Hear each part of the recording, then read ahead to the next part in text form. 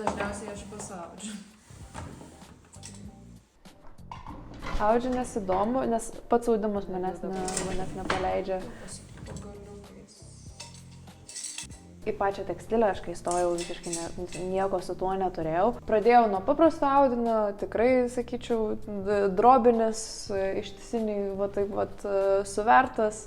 Tada pamačiau kursiokę, tarp kitko audžiant, sako, čia dvipusės. Kaip gražu, aš tokio irgi noriu. Tada aš perėjau į dvipusę audimą ir supratau, kad tam begalybė galimybių ir nebesustojau. Tai pradėjau domėtis ir etnografiniais visokiais audinukais ir būtent iš technologinės pusės, kaip tas juostas ausdavo, tikrai labai įdomiai ir patys mūsų dimai.